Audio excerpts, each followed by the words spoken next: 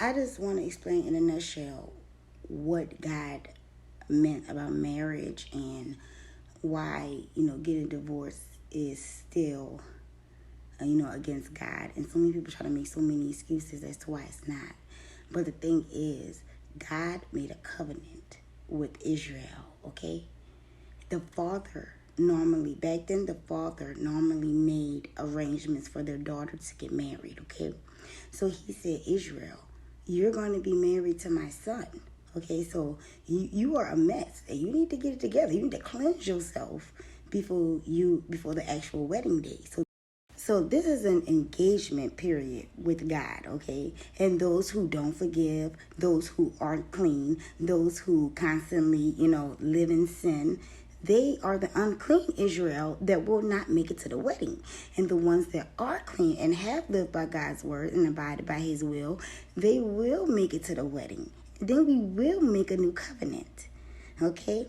So that's why God don't want you to give up on what you have made and what you have agreed to, because that's not like him. You understand? And anything that's not like God is like what? Your love, or when you are married to your love and stuff like that, that's a covenant that you can't just run from, But if the person never gets clean, there won't be a wedding, pretty much. So you won't be at the wedding. If you never clean yourself in the water, you won't be a wedding. If that bride don't get it together, there won't be a wedding. So while you're engaged, just as Joseph could have said, Mary, that's not my baby. You have been, fornicating, committing adultery. No, fornicating, because they wasn't married yet. You have been fornicating. So therefore, I don't want to marry. I don't want to enter into this covenant with you. Okay?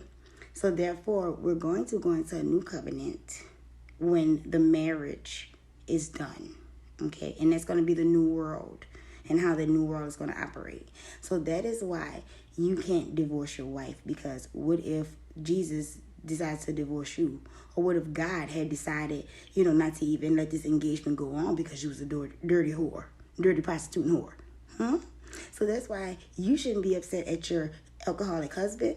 And this is also why it's written that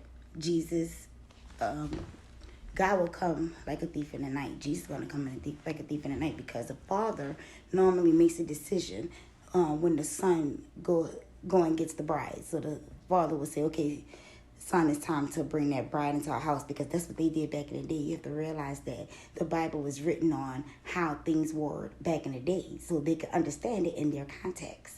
So back in the day, the father would make the decision, get the house ready, and say, okay, well, we have a room for you and your wife, go get her. So that's why the saying, a thief in the night, because the bridal party got to be ready. This bride is waiting for the day when her husband and the father comes in on a horse, right? And say, today is the wedding. And then she gets up and they have the wedding. Whoever's there is there. And then she goes to the father's house. That's what you're going to do when Jesus comes like a thief in the night, if you're clean and ready.